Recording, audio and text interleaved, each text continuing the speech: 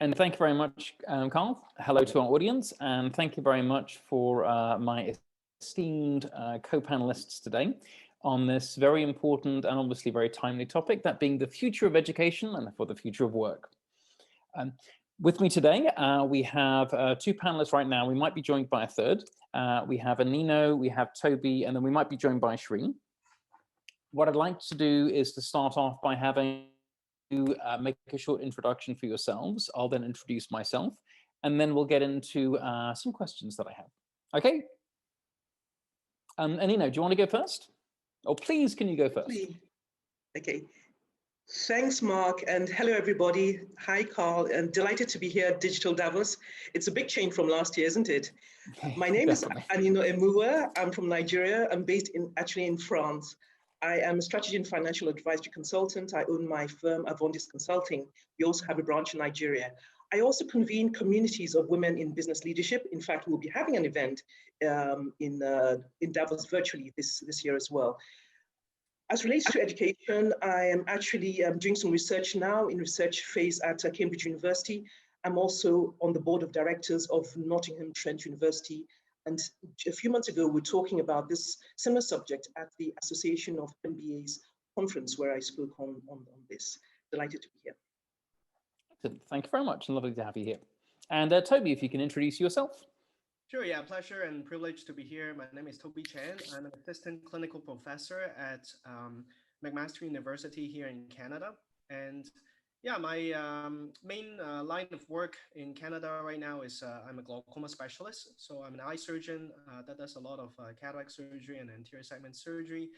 And I'm a partner at iStart Inc. So it's incubator, accelerator kind of entity that my partners and I set up to accelerate biomedical technology here in the Kitchener-Waterloo area here in Ontario, Canada, which is kind of like the Silicon Valley of the North, as we call it. And yeah, my research focus is mainly on glaucoma and anterior segment disease and also medical education. So thanks very much for having me. Very nice, my pleasure. We have, I mean, there's going to be people coming on. There are people with video cameras. If it's a relatively small group, we might as well just have them. If you can just sort of, for those couple that have just sort of, Thelma or Jason, if you just want to say hi, who you are, and what brings you to this topic, make it a little bit more communal. Sure. My name is Jason Shi. I'm a former legislator and member of parliament from Taiwan. I worked on cryptocurrency policy and blockchain initiatives, as well as CBDC and several other central bank related policy regulations. I'm currently serving as the chairman of the Taiwan FinTech Association. So I'm very happy to be here and to be a part of this group. Excellent, thank you, welcome. And Thelma? And my name is Thelma Weaver. I am the moderator for today. I'm basically going through and making sure everybody stays on time. Very good. I've been working with Digital Davos. This is my first year. I've known Carl for several years now, and I look forward to today's panels. Excellent, very good. And if anybody has any questions, there might be a raise hand function, but if not, put the chat. We will get an alert, and we will make sure that we have time for questions. I should introduce myself. So my name is Mark Tyrel. My background is I'm an entrepreneur originally. I did my PhD work around collective intelligence and crowdsourcing. So how do you tap into the brain power of small and large numbers of people and then get them to go do stuff? I started my first company in London, and then I took it public on the London Stock Exchange back in 2006. After leaving that company, a professor at a business school, I wrote a book on scaling, how to get a big result by doing almost nothing. For those of you who are here through the Undavos community, I started Undavos, and Yobi Benjamin has been a great help, and there's been many other people that have helped as a way of how do we democratize Davos, given how influential this sort of short period of time on this little sort of Swiss mountain resort has been for many of us. And I have a huge interest in education, so I'm an educator as a professor. I've also been doing a lot of work around teaching at various universities, startups, startup places, incubators, as well as going into how can we use online and offline education to teach particularly 21st century skills to kids, adults, and corporates. And I'm based in Berlin. Let's start then. So let's kick off. So the topic is future of education, but let's kick off with this year, because I mean, wasn't 2020 such a strange year in the world of education? What are your thoughts on whether we see 2020 becoming more of a virtual world? We see this as the beginning of an unstoppable trend, or is this going to be a blip that is just going to sort of go back to normal? Who wants to take that first? I'm happy to go. Yep. I think to begin with, we're living in this VUCA world. So there's a lot of uncertainty. So it's anybody's guess. But at least, we have to plan, we have to think, we have to do things. And what are we going to do? I think that the most important thing that's happened is this digital transformation that has accelerated and has shown us and demonstrated the possibilities.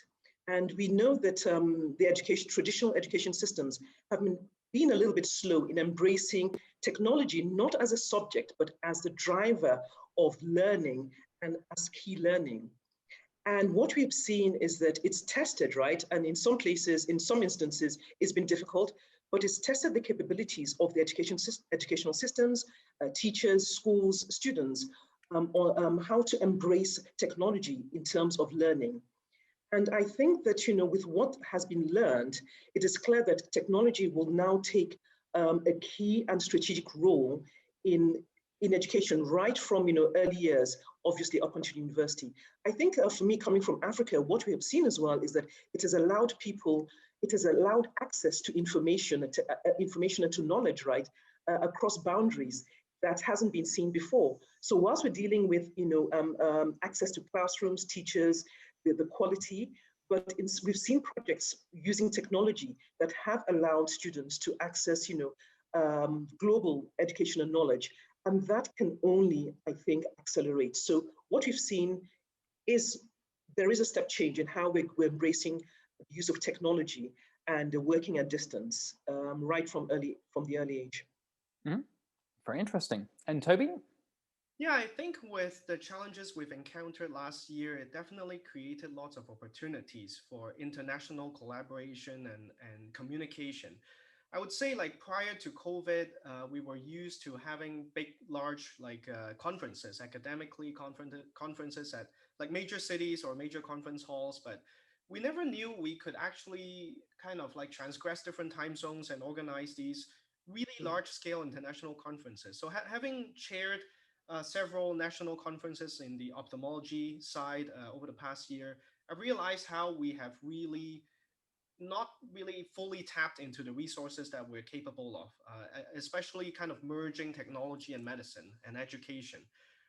We had the privilege to have multiple esteemed international panelists and moderators and speakers to come to our conferences simply because we don't have to worry about airfare.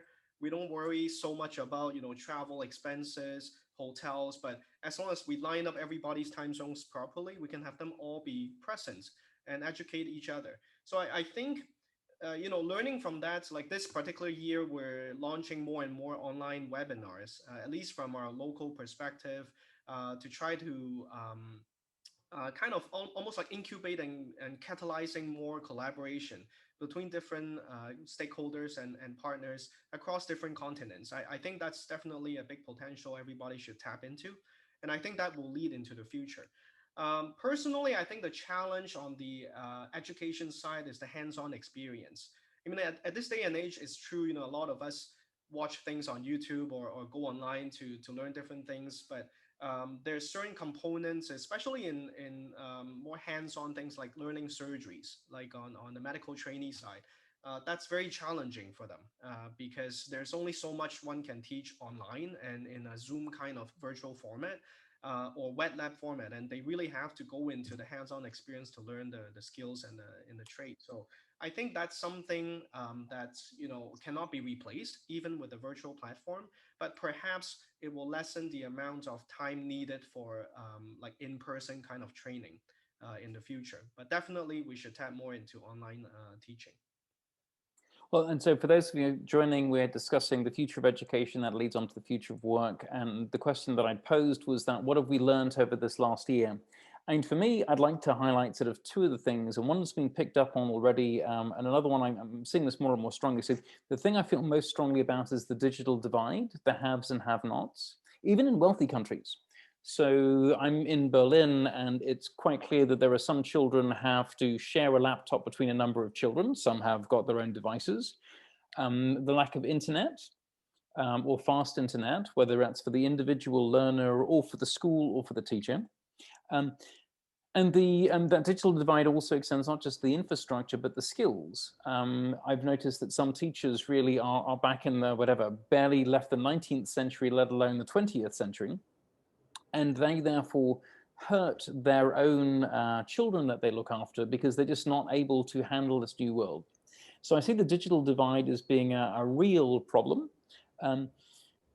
That then leads on into something that's both of you been mentioned, is that the ability to be taught remotely allows you to prioritize, let's say, quality over location. And that could be a huge threat to common teaching systems right now, because you wouldn't really want to be taught by a very average or below average math teacher. And why would you need to be if you can get the world's best math teacher one click away? So I see that there's this digital divide is one thing, which is largely a negative, and it really shows that governments do need to invest and put money into infrastructure for people that don't have. And the second thing is that it almost will force education systems to rethink themselves about how do they staff. Okay. For those people that are joining, always feel free to have chat and have your questions. But the next question that I have for my panelist is, I'm looking forward going into so Toby, you have a lot of experience around more sort of professional education. This is not for children. So how do you see that evolving over the next 2 or 3 years? Do you see there being virtual web laboratories? What do you see that both in the technology and in the human interaction there for adult education? Yeah, I think like I got a few points to talk about like young kids as well, because I got 2 young Okay, ones. yeah, absolutely. I'll get there later. I think to answer your question, like, and as I was alluding earlier, I think the hands-on component is very hard to replace. But we can definitely leverage as much virtual experience as we can for adult trainees or adult learners. One thing being the use of VR. There are human interfaces that we can use for ocular diagnostics that are cell phone based. You know, going back to your point about handheld devices, that can be mounted on a little adapter that patients or learners can actually mount onto their eyes with a band. And they provided them with like a virtual experience. A lot of them are still in the testing phase, but there was actually a paper that came out and got our national award in the Excellence in Research in June about how it can be used to train patients to do a visual field test using a handheld device with a mounted facial adapter for them to strap onto their faces. So I think this is just, you know, we're just scratching the surface. You know, if we combine all these ideas that we've mentioned here, including, you know, handheld devices, virtual experience, virtual reality, you can have these like online modules that can be very mobile and versatile for adult learners to learn skills. Now, obviously, there's, as I was saying earlier, there's still a component of human interaction that's crucial for learning certain skills, especially in medicine and surgery. But I think utilizing these different technologies, it can definitely enhance the learning experience for trainees. And it may actually make learning more effective and efficient because they can do it at their own time. They don't have to sit in a lecture hall at a particular time frame or time point.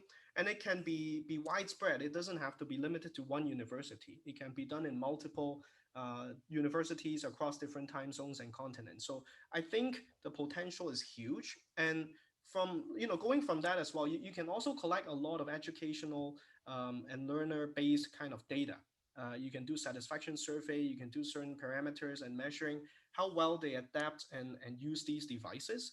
And it can lead on to, you know, further development and upgrading of newer devices as well. So, but I think, you know, alluding a little bit more about the younger kids, I think attention span is key. So even for adult conferences that we've hosted nationally, we find that half an hour, just like, you know, this particular session, half an hour tend to be kind of the tipping point, especially for didactic kind of training sessions. I think more interactive things like a panel or discussion, it can go on probably for longer because it's interactive and people are more engaged.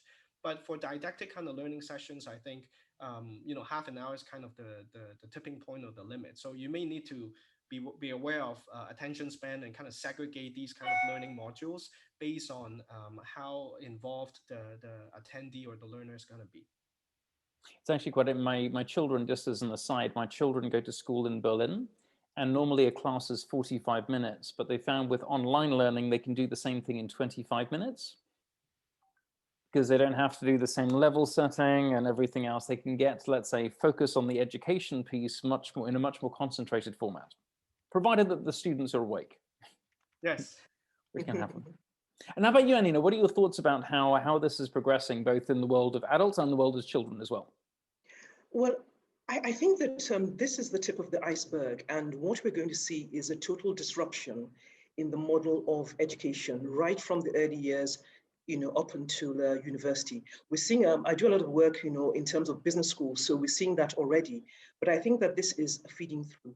Two things that you mentioned, you took the words right out of my mouth, and we talked about that a little bit, was this tension between the digital divide and democratization of knowledge as well, right? So on the positive side, we have that access. On the negative side is that people need to have access to infrastructure that allows them to access that. So we have, those two factors at play. But I think that what this is doing is actually testing and showing and demonstrating that the kinds of educational systems that we have, that what is it about it that is really sacrosanct, and what is it that we can sort of get rid of and jettison and change. And the traditional education systems has been forced to sort of move into the sort of 21st century, in a very sort of brutal way. And so, as Toby said, in certain instances, you need to be physically there, right? You need to interact. And I think for younger children, they need that, they need to interact and be physically with each other. But then what we're saying is that education doesn't have its multifaceted, rather, the way of delivery of education is multifaceted now. And how do we create education which allows especially young children to absorb in a way that's consistent with the way they do things now? So for example, you talked about shorter seminars at Toby, for example, and even that, I think for younger children as well, we've seen that, all this talk about attention deficit disorder, etc. How much of it relates to how children behave and interact in their normal lives, right? And how they are almost forced to, in terms of this institutionalization, sit at the desk, sit at the chair, and all of that. So I think a lot of that is changing. But if we look, and let's just sort of move to the MBA, and why I say the MBA, because MBA is very often the entry point, into the professionalization of education, right? Now, what I think we're seeing is there is going to be a close alignment between what is needed in terms of the shall I say, the labor markets, right? And what is being offered. And with the MBA models, we know the MBA is very expensive, particularly expensive in the US, right? And even in Europe, less so, but still expensive. Now, if you can have a digital model, or at least partially, where people are not moving across continents to get the best education at the best universities of the world, right? How does it affect the business model, right? For one of the MBA is probably one of the most, not just prestigious, but also in terms of revenue making for the universities as well. So we're going to have probably a disruption in that model, and we're going to have new models arising. So that's one of the things I think we're going to see. But in terms of content, I think what is also, I hope we'll see is, we know what the kinds of, for work, we know the kinds of skills that are needed, things like, teamwork, leadership, technology skills, the ability to sort of, change and be dynamic, creativity, innovation, all of these things. Now, the question is, how are those things, how do they translate to what is being, I wouldn't say taught, but what's being learned right from, in university down to secondary school? And I think that, that's where I see the change happening. And, in the years to come, I think we'll see a lot of change in people sort of rethinking their educational models, both in private universities, as well as, in public education. Just making sure that we have a good track of time. I've got another question to come, and then we have a question Sure. from the audience. Okay. So one of the areas that I've been working on is work-life skills. This logic that the World Economic Forum has done plenty of reports on the future of jobs, the future of work, and if you look at that list, none of these things are explicitly taught in schools and universities. Exactly. So, but I decided to frame my question a little bit differently. So, I mean, many of us around the world have been shocked at the events in the United States. Are the events in the United States evident, particularly I'm thinking of the Capitol riot in case you're thinking of something different, is there evidence of an education gap? Are we ending up with swaths of the population that are incapable of distinguishing truth from fiction? And one thing that does come up is that in many countries around the world, people are not taught civic education. They're not taught how their governments work. Are we now, as society, suffering from that gap? Or are you in countries where they encourage civic education and the responsibility of citizens from an early age and therefore are not susceptible to problems that we're seeing at the moment? Yeah, I think it obviously depends on where in the world you're located. I would say, you know, having grown up in Hong Kong until I was a teenager, and you know, coming to Canada to learn the language and adapt to the culture, I've kind of experienced two different ways of civic education. I would say as I see how the society in Hong Kong has been unfolding over the past few years. Now that I don't live there, I still follow the news. I still have family members living there. I think North America in general, like right now I live in Canada, so I can say more certainly for Canada and maybe not so much for US, but I think civic education is something that's very important to instill and encourage early on in a child's education pathway. Because it's really coming down to like citizenship, like core values, and a sense of belonging to where you live.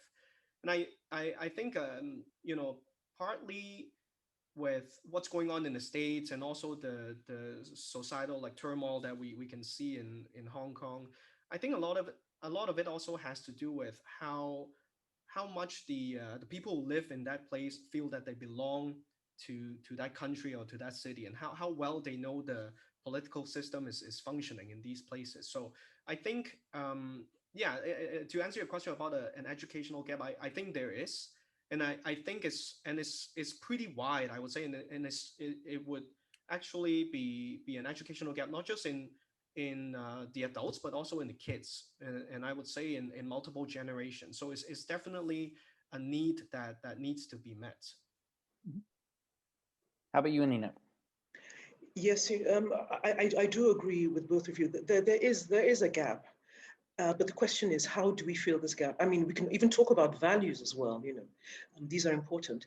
But if we look at the way education, you know, I don't know, 50, 60 years ago, at least in the developing world, very often you went to school and you learned stuff that you wouldn't learn otherwise because you didn't have access to it. You know, it was a privilege to be educated, you know, 100 years ago or whatever, have good education. Now, so the schools had this role in terms of not just delivering education in terms of, you know, the subjects, etc., but in terms of values and how you live your lives. And then we moved to a situation where it wasn't the parents handing over to the school, it was both. So schools expect, you know, parents as well to have a role in that. But I think we're in a different age where there is school, there is home, but there's this huge world, this digital world. And even if you have those value systems, the civic education, and all of that in school, and you also have it at home, but there's this absorption of so much information digitally.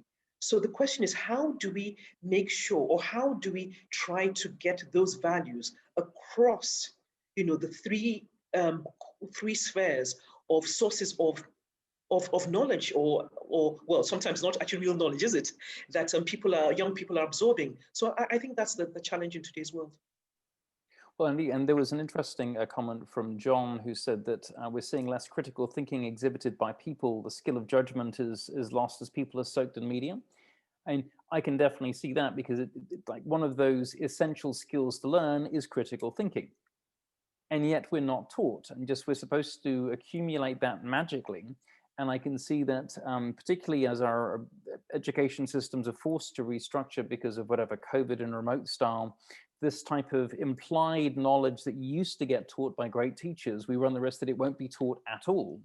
And so we may actually be on the cusp of a situation getting much worse, not better, unless we decide to teach these things explicitly. And we have time for just one last question and then some wrap-up thoughts. And here's a great question from Raphael. Any direction or experience with AI, artificial intelligence, and the next era of education? Have any of you had some sort of good experience, either hands-on or sort of strategic experience? Yes, and not so much in terms of the teaching or the learning, but in terms of the use of artificial intelligence, and very much so.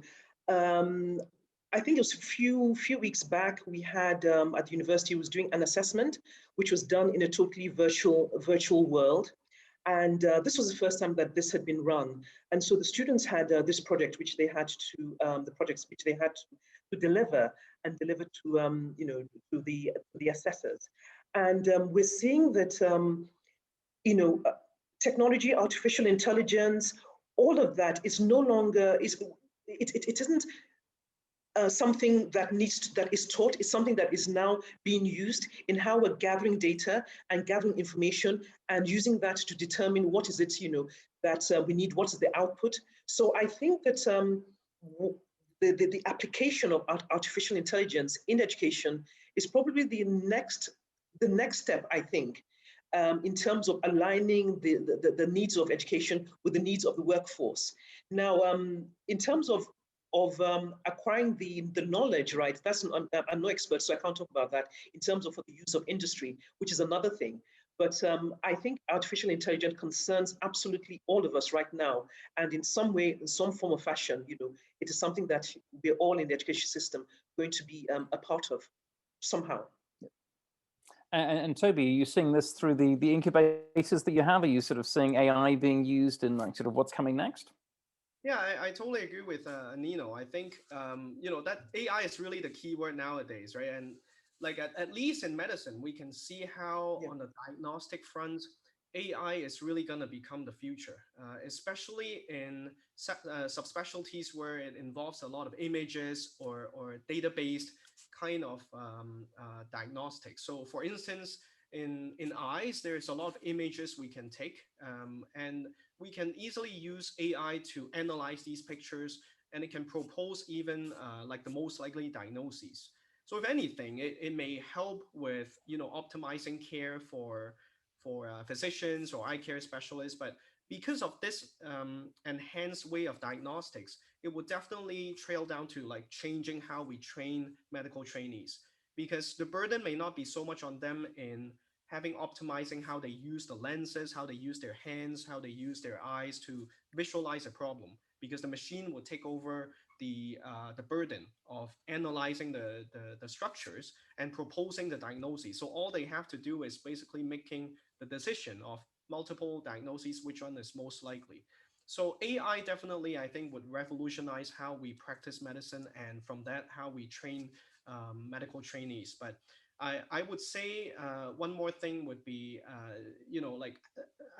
another challenge I noticed with education is what Anino kind of alluded to earlier, is how we assess the success or the outcome of the education. So one way being online exams, right? So how do we assess online exams reliably without having rely so much on what could be an open book exam, because people are taking the exams at home. So I think there is definitely value in having AI to perhaps change the level of difficulty of the tests or the assessments based on the responder or user's responses. So AI definitely, that's one way that I can think AI can build into the education evaluation component. But yeah, definitely the future for years and decades to come. And just to have some wrap-up thoughts, I can see Thelma is there with the time thing. And from my perspective, I've looked at quite a lot of projects in using AI for learning. How do you guide learners to where they focus more time and effort? So individual learning, personalized learning. I do see that there is the potential for challenge, because there are some subjects, and medicine is one of them, where quite often it takes years and years and years of practice and whatever, toing and froing to become an expert in the area.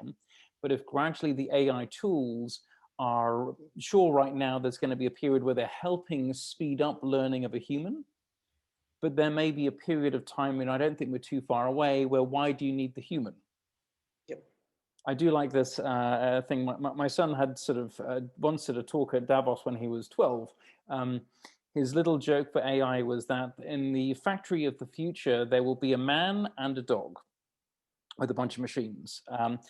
The man will be there to feed the dog, and the dog is there to stop the man touching the machines. So, I mean, I do see that we live in a fascinating world, and I'd like to say thank you to Carl and all the organizers for Digital Davos for organizing this opportunity. I'd like to say a great thank you for my members, and if this was Davos, we'd either catch a quick cup of coffee and go up a mountain or have a drink, but we'll do that virtually. Thank you ever so much, and I will see you during this event. Thank you, everybody.